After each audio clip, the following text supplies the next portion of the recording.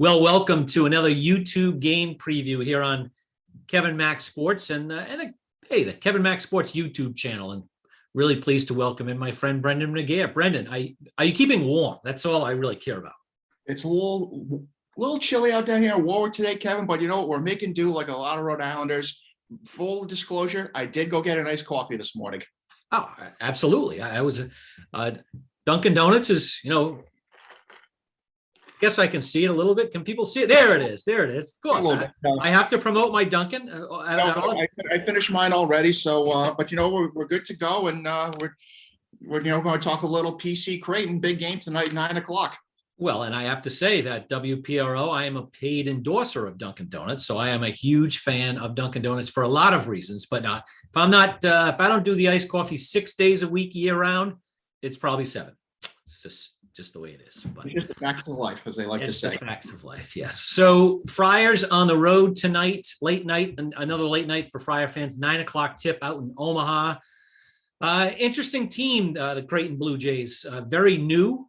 An awful lot of new faces if Friar fans haven't seen them play yet this year, and some guys who just didn't play all that much last year who stepped it up a little bit. First of all, the Friars are 4-4 all time out in Omaha. And it's funny, I talked to a few PC fans yesterday and they said, oh, yeah, Creighton, we never went out there.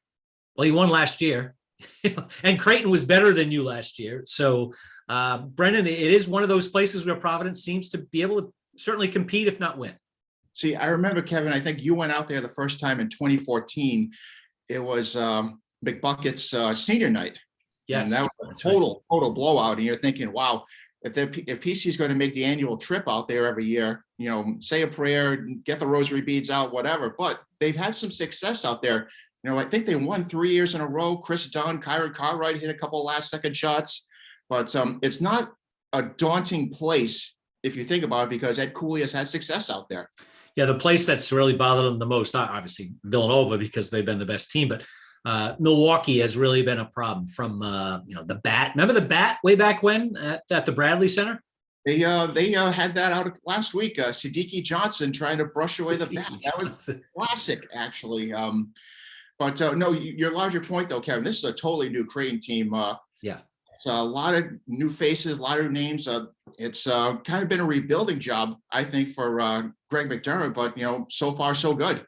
Greg McDermott did lose a few very key players to graduation, and also 2 guys to transfer. They lost a very good player to transfer. He went to Texas, and they lost somebody else, again a returning starter. So they were hurt more by the transfer game than succeeded in it. And instead, they've added some newcomers.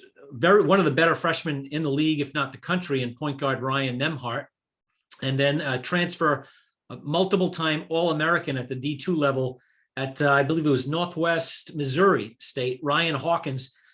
Brendan, have you seen Creighton much? And I'm curious what you think of Hawkins. He leads the team in both points and rebounding right now. As Ed Cooley likes to say, that's somebody that's very high up on the scouting report. I was impressed, Kevin, when they blew out Villanova by 20. It just seems like, when you count on a Jay Wright team, you never see that kind of score, that kind of discrepancy. But then Creighton went on the road, and look what happened. They lost 75-41.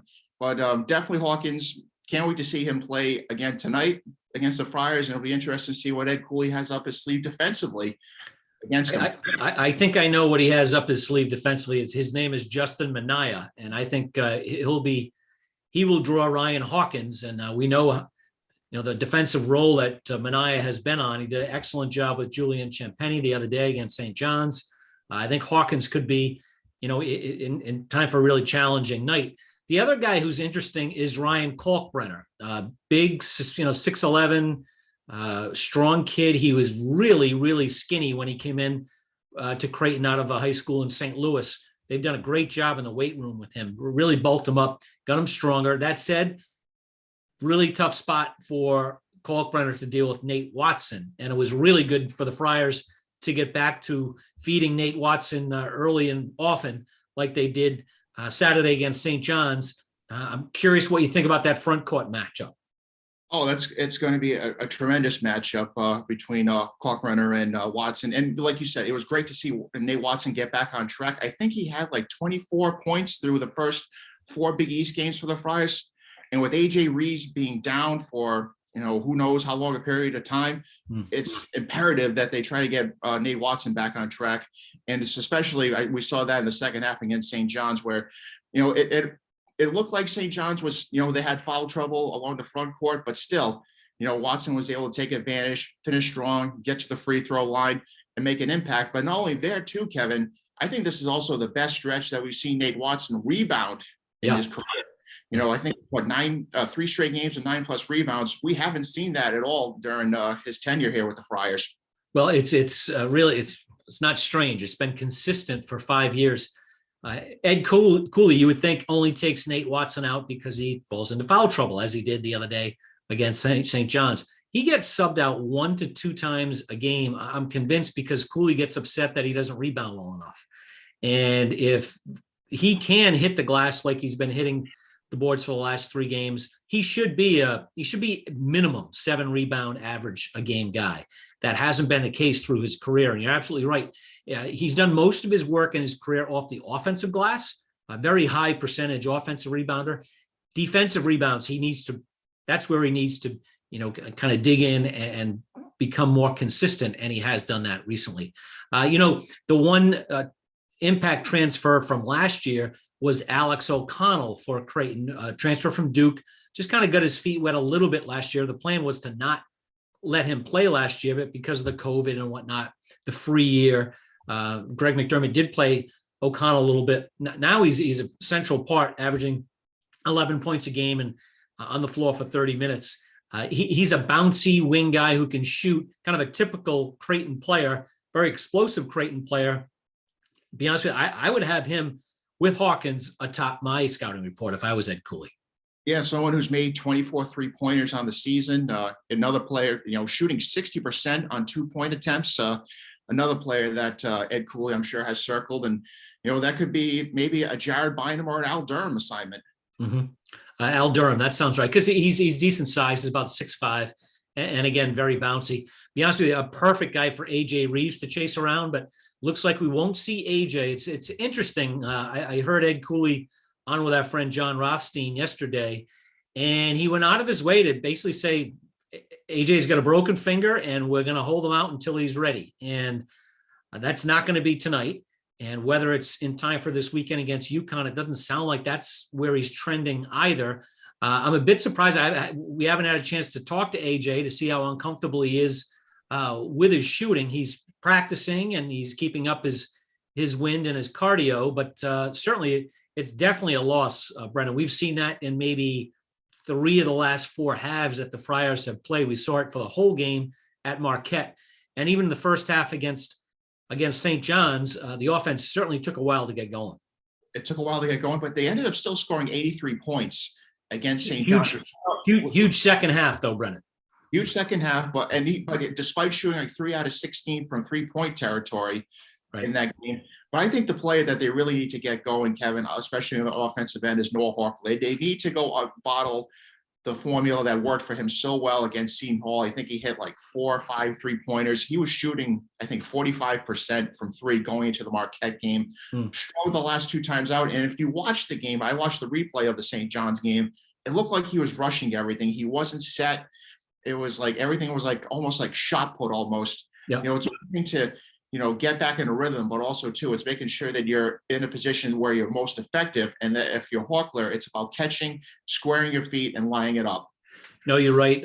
He and AJ Reeves both, when they hurry to shoot a 3, their percentage is very, very low. When they're catching it in tempo, he has a decent ball fake and go to the side and shoot a 3. That needs to be a Noah Hawkler move at all. And boy, I would love to see him ball fake and go to the basket. He really doesn't do that very well at all. He tried to go to the basket once last Saturday against St. John's. He was blocked at the rim. But also, Brendan, I think he should be a kid who can rebound the ball because he's probably the best pure rebounder and be able to score off the offensive glass. We haven't seen that as much as I thought I'd see from Noah Hawkler as well. And then to piggyback on what you said, the guy who they really need to get going, and there's been no evidence that it's around, is Alan Breed. Alan Breed stepping in for AJ Reeves instead of playing, 8 to 10 minutes. He's pushing 20 minutes a game. I'd actually like to see maybe a little bit more of Bryson Godin instead of Alan Breed, because I've seen enough of Alan Breed, and defensively he's okay. He's certainly more physical than Godin, but Godin. But that without Reeves, that's a clear void in the Friars lineup. It's almost like, without Reeves, it's all hands on deck in terms of 3-point shooting. And I'm with you 100%. When Bryson Godin had the great game, I think against Northwestern, he hit it like 4 threes. I thought that was going to be the start of something, Kevin. But then it's almost like it's reverted back to last year for him, where he's kind of on the bench, waiting for his opportunity, stuck behind a couple players where you think that maybe he should get a couple minutes over. But maybe, you see it once again, maybe Ed Cooley once again goes with Alan Breed. If that struggles again, and I know they kind of like that Jared Bynum offense spark off the bench, but so if you want to go maybe with a 3-guard lineup, because as we know, Creighton loves to play with guards, why not throw Bryson Godin out there and see if you can get a little offensive firepower from that unit? Yeah, I have no problem with starting with Breed and seeing how he's going. And if he has, some offensive pop, that'd be great. But I like bringing Bynum off the bench. It's a great change of pace, different look totally for the Friars. But I would like to see Godin a little bit more. And, we're not at practice, Brendan. Obviously, Ed Cooley's playing who he thinks deserves the minutes through practice. So Breed must be out playing Godin at practice. So that's about all we can go. Hey, one more thing, Brendan. I'm curious what you think. It's amazing with the Friars in the top 25 for the last several weeks. The fans, I wouldn't say obsess about it. I totally get it. It's the polls are for the fans, and it's generated by the media, so totally understandable. But for the Friars to fall, I believe they fell from a tie of 6 at 16 down to 21, and to have PC fans confused by that, I certainly dropped them in my poll. I'm sure you expected them to fall a little bit as well. I did expect them to fall, maybe not 5 spots, Kevin, because I think, losing on the road to Marquette, even if it was total blowout fashion, that doesn't result in a 5-slot drop, especially when you came back and won at St. John's. That's on Saturday. But, the fact is that you knew they were going to drop. It's every voter's discrepancy. And you know what, always too about polls, they're always great talking points. I think that's the bottom line about polls. Ed Cooley, I don't think he obsesses over the rankings. I think coaches prefer to be like under the radar, the underdog. You're not getting any respect. Play that card, so to speak. You can't play that right now, but maybe Ed Cooley could say, hey, you guys dropped 5 spots in the poll this week. Some people are kind of doubting you. Could you maybe summon that a little bit if you're a coach when you talk with your guys? Yeah, and it's all about opportunity. The Friars have a great opportunity this week. I can tell you one thing. If they win their 2 games this week, they'll be higher than 16. I think they'll be in the top 15 at Creighton and UConn at home. Certainly a difficult, kind of typical Big East week. I think we're going to see an awful lot of weeks like this for the Friars the rest of the season. Hey, Brendan, last question, maybe the most important question. I know that, you're a big art fan. It's not Van Gogh. It's not even Billy Reynolds, but over your shoulder is a beautiful piece of artwork. What's the history back there? That is the famous Narragansett lager beer. My grandfather back in the day worked for Narragansett Brewery, and was at the old parents' house, and I figured might as well spruce up the old house a little bit, and I like it. Add it in. So a little Narragansett Brewery story, because we're both 100% Rhode Islanders. So I had some relatives who worked at the Narragansett Brewery, which is used to be right off Route 10 for anyone who. I think there's the Roadhouse over there, Texas Roadhouse. Police station's over there now. Station. That's where the brewery used to be. And as part of your deal, if you're an employee, your employee packages, you were allowed to taste and bring your own cup. So I had relatives who would bring their own cup to work, sample throughout the day, and always walk or take the bus, because there was a lot of people in the neighborhood who worked at Narragansett Brewery. Brendan, we just don't have employment opportunities like that anymore. No, and speaking of my grandfather, when he worked there, it was only the New York Giants as the football team around here. So they used to get the opportunities to go down to the Meadowlands on Sundays and take trips through the brewery.